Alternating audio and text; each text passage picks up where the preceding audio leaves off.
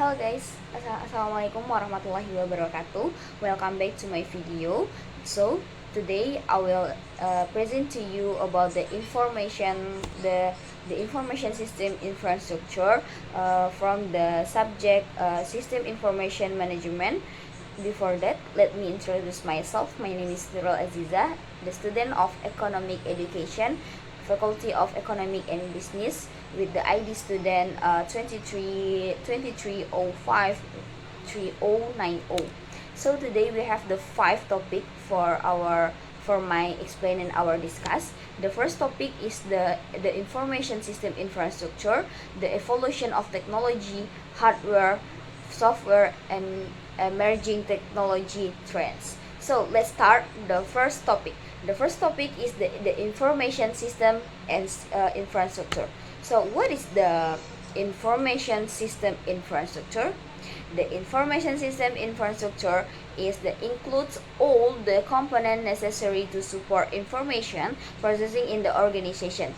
It forms the foundation for the application and service used in the business. The main component is the hardware, software, network, and data.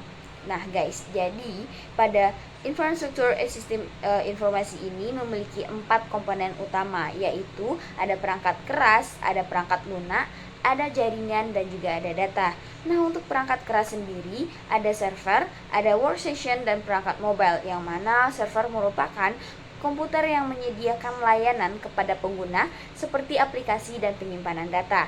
Nah, untuk workstation sendiri yaitu komputer yang digunakan untuk tugas-tugas berat seperti desain grafis dan analisis data. Kemudian ada perangkat mobile yang mana itu merupakan perangkat yang sering kita pakai sehari-hari, seperti saya merekam video ini sendiri saya menggunakan perangkat mobile saya yaitu smartphone dan tablet yang mendukung mobilitas dalam pekerjaan sendiri. Nah, selanjutnya ada perangkat lunak yang mana memiliki dua macam, yaitu sistem informasi dan juga aplikasi. Nah, sistem informasi merupakan perangkat lunak yang mengelola perangkat keras dan memberikan platform untuk aplikasi seperti Windows, Mac OS, dan Linux. Nah, kemudian untuk aplikasi sendiri, program yang dirancang untuk memenuhi kebutuhan bisnis tertentu, seperti perangkat lunak akuntansi, manajemen project, dan sistem manajemen basis data. Nah, dilanjut untuk jaringan, ada komponen jaringan yaitu router, switch, dan modem yang memungkinkan komunikasi antar perangkat. Dan ada juga konektivitas yang mana menghubungkan pengguna dengan sumber daya dan data melalui jaringan lokal yaitu LAN dan jaringan luas yaitu WAN. Nah, untuk data sendiri ada basis data yang mana sistem yang menyimpan dan mengelola data yang memungkinkan akses dan pemrosesan yang efisien. Nah, dilanjut dengan manajemen data yang mana itu adalah proses pengumpulan dan penyimpanan dan analisis data untuk mendukung pengambilan keputusan. So guys, let's continue to the second topic. The second topic is the evolution of technology. The IT infrastructure in organization today is an outgrowth of the more than 50 years of evolution in computing platform. There have been 5 stages in the evolution, each representing a different configuration of computing power infrastructure elements. The 5 eras are general purpose, is the mainframe and mini computer computing, the personal computers, the client or server networks, the enterprise computing, and the last is the cool and mobile computing. So let's our discuss about the mainframe and the mini computer computing. The mainframe and the mini computer computing with their high processing and the storage capacity are used by large organizations to handle large amounts of data and complex transactions, while mini computers are emerging as a more affordable and flexible solution for mid-sized companies. The illustrators can see by the PPT.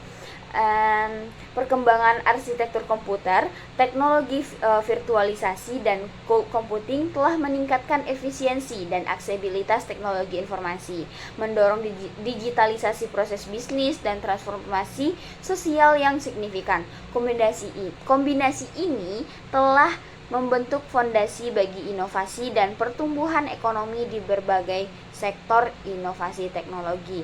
Nah, next, the personal computer. The personal computer or PC are began in the early 1970s, designed for a single user. PCs became affordable and flexible, enabling applications such as word processing and the spreadsheet. And you can see the personal computer on the illustration, the personal computers. Jadi munculnya sistem operasi seperti Windows mempermudah penggunaan, sementara akses internet mendorong kolaborasi dan inovasi. Era ini mengubah cara orang bekerja, belajar, dan berkomunikasi, menjadikan teknologi informasi lebih inklusif dan berpengaruh dalam kehidupan sehari-hari.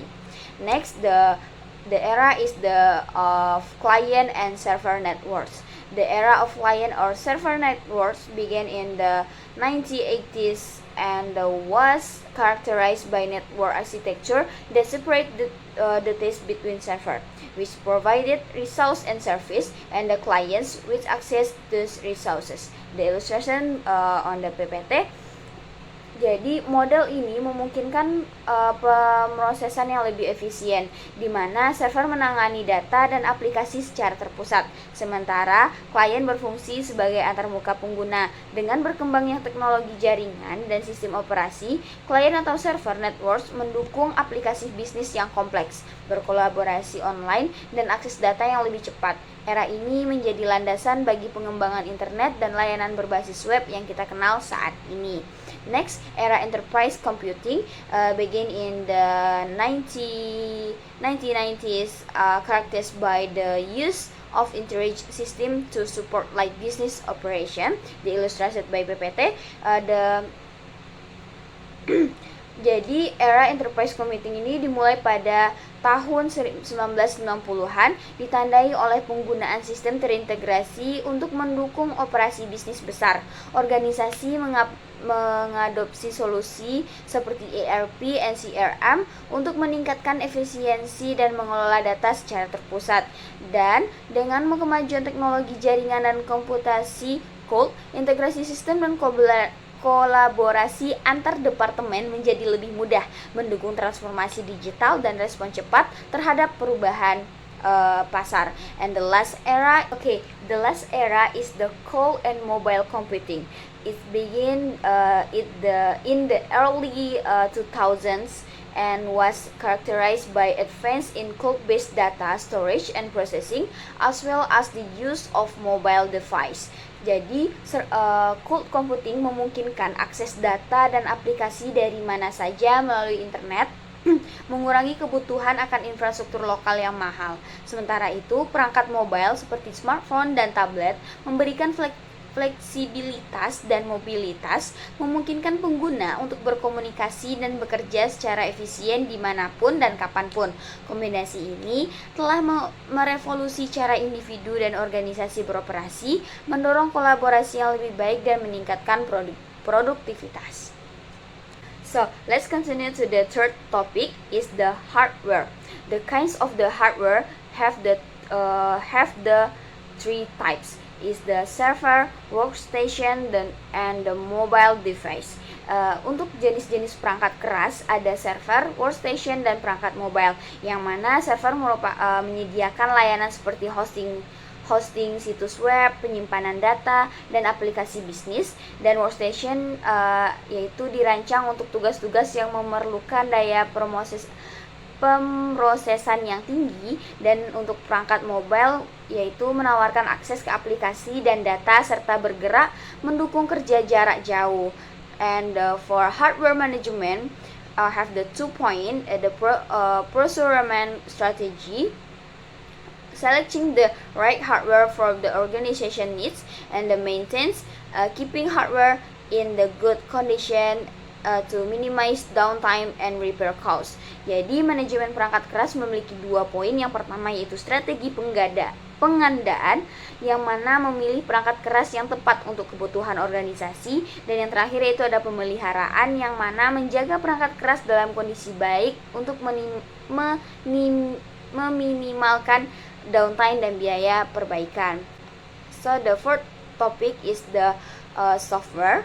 The software have the 2 category. The first category is the operating system, and the 2 category is application. The operating system is the manage hardware resources, provide interface for user and application, and the 2 application is the design to fulfill various business function, including financial management, operation, and data analysis. Jadi kategori perangkat lunak memiliki 2 kategori. Yang pertama sistem informasi, yang mana itu mengelola sumber daya perangkat keras, menyediakan antarmuka untuk pengguna dan aplikasi. Dan yang kedua ada aplikasi, yang mana itu dirancang untuk memenuhi berbagai fungsi bisnis, termasuk manajemen keuangan, operasi, dan analisis data. So the next point on the software is the software development. Software development have the 2 point. Development methodology, a process such as Agile and Waterfall to design and implement software, and the system integration. The system integration is the connecting different application and the system to improve workflow and efficiency. Jadi pengembangan perangkat lunak memiliki 2 macam, yaitu metodologi pengembangan dan juga ada integrasi sistem. Jadi untuk metodologi pengembangan itu pendekatan seperti Agile dan Waterfall untuk merancang dan mengimplementasikan perangkat lunak.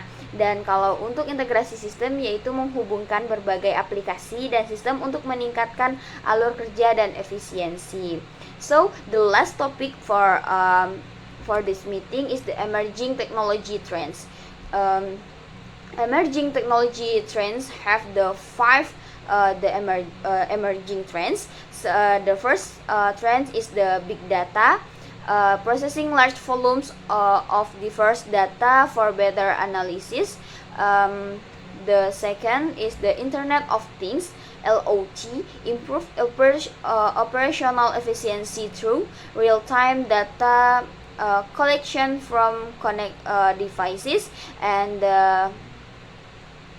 the third trend is the artificial intelligence or AI, apply algorithms for task automation and data analysis. And the last trend is the cyber security. Threats and risks increasing cyber threats require greater attention to data and system protection.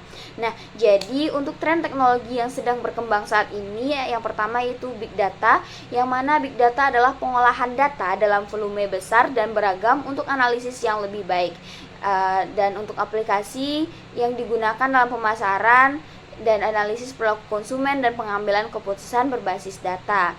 Dan untuk Internet of Things yaitu ada konektivitas untuk meningkatkan efisiensi operasional melalui pengumpulan data real time dari perangkat terhubung. Contohnya penggunaan sensor dalam manajemen rantai pasokan dan pemeliharaan prediktif. Dan selanjutnya yaitu ada kecerdasan buatan atau AI, yang mana itu sedang tren pada saat ini, yaitu ada automatisasi yang mana menerapkan algoritma untuk otomatisasi tugas dan analisis data. Nah, ada juga machine learning yang menggunakan data untuk melatih model yang dapat membuat prediksi dan keputusan. Dan yang terakhir yaitu ada keamanan siber, yang mana keamanan siber sendiri memiliki ancaman dan risiko pastinya, yaitu meningkatnya serangan siber memerlukan perhatian yang lebih besar terhadap perlindungan data dan sistem. Dan untuk strategi keamanan itu ada implementasi firewall, enkripsi, dan protokol keamanan untuk melindungi informasi sensitif. So you guys, that's all for me from the infrastructure, the information system infrastructure for this meeting.